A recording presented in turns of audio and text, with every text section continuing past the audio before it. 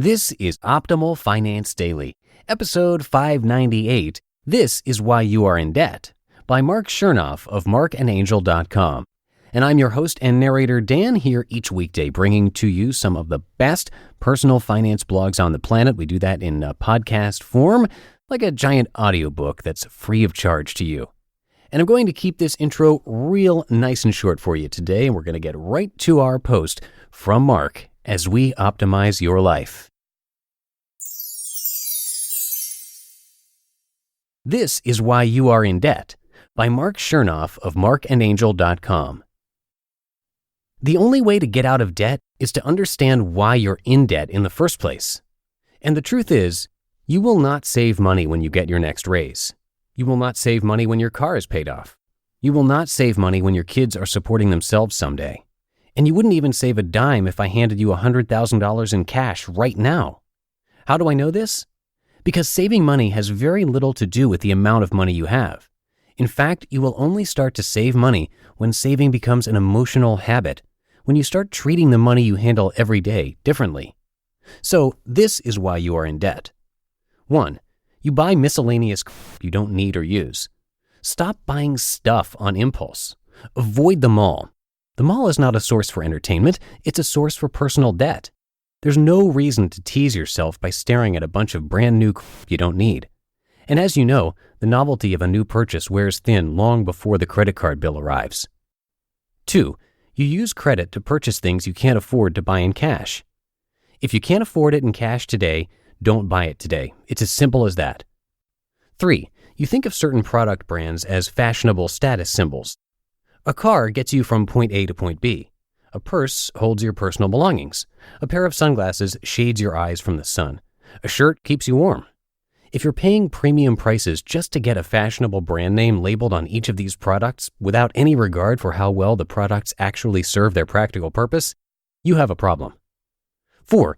You buy a brand new car every few years. See my previous point.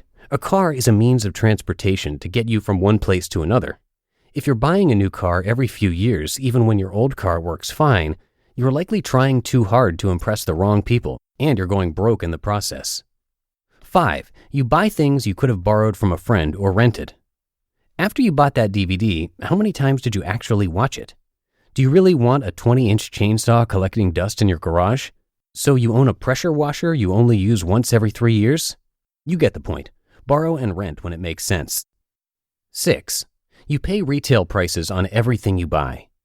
If you're paying retail prices, you're getting screwed. You can easily save well over $1,000 a year on general purchases by waiting for sales and shopping at discount outlets. 7. You own or rent way more house than you need. When you buy or rent a house that's bigger than you need, you end up wasting lots of money on larger monthly payments, higher upkeep costs, higher utility bills, and lots of random stuff to fill up the extra empty space. 8. You don't follow any sort of formal budgeting plan. Do you assume that if you wait around and make more money, your finances and credit debt will magically resolve themselves? I'm sorry to say, you're dead wrong. It takes a lot of planning and proactive budgeting to erase a pile of debt and build a nest egg of wealth. So start now. 9. You don't automate 401k or savings deposits. We're 10 years into the new millennium. If you aren't using simple technology to automate savings deposits, you pretty much deserve to be broke. 10. You don't leverage the small investments you do have. You have to give your money the opportunity to make money. Any capital you do have, no matter how small, should be invested using a basic, long-term investment strategy.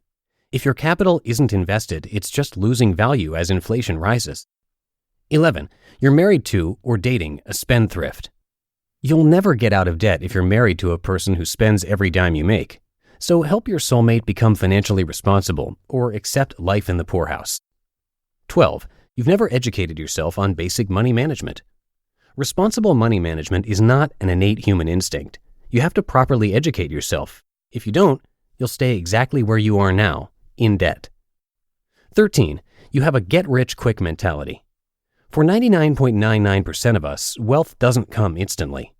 You're far more likely to be struck by lightning twice than win the lottery once. If you're spending your time and money on a get-rich-quick scheme, the debt will just keep piling up. 14. You have nasty, money-sucking, and life-sucking habits.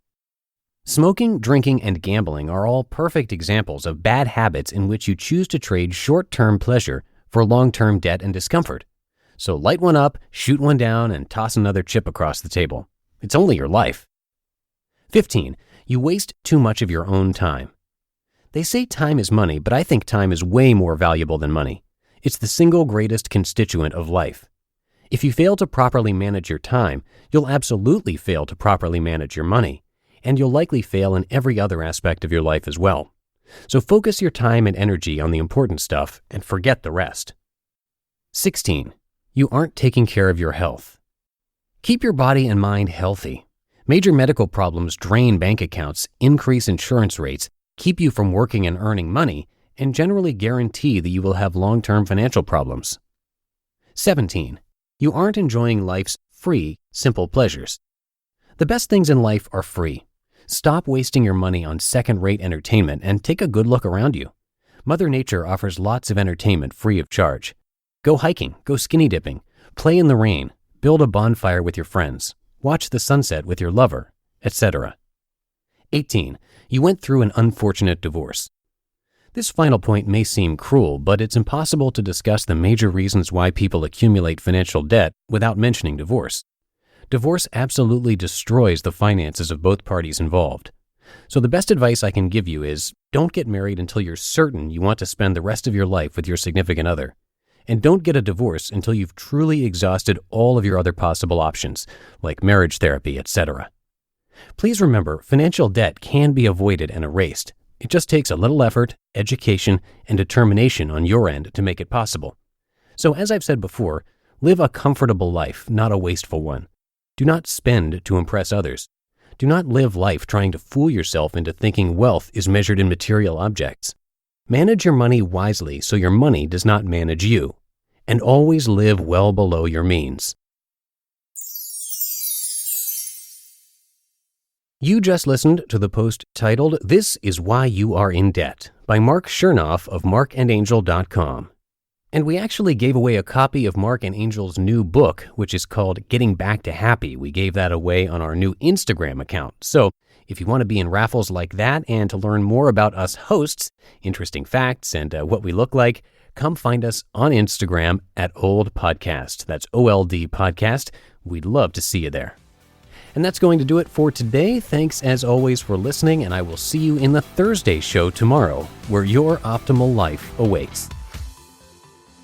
Hello, Life Optimizer. This is Justin Malik, creator and producer of this podcast, but also Optimal Living Daily, the show where I read to you from even more blogs covering finance, productivity, minimalism, personal development, and more from incredible bloggers like Derek Sivers, Zen Habits, Marc and Angel, The Minimalists, and all the ones you hear on this show too. So if you enjoyed today's episode and like taking amazing blogs on the go, come on over to Optimal Living Daily and subscribe to that one too. And together, we'll start optimizing your life. You've been listening to Optimal Finance Daily. Be sure to hit the subscribe button to stay up to date on each new episode and head to oldpodcast.com. That's OLDpodcast.com for a free gift as well as more actionable tips and resources to help you maximize your potential. Thanks for joining us, and remember, your optimal life awaits.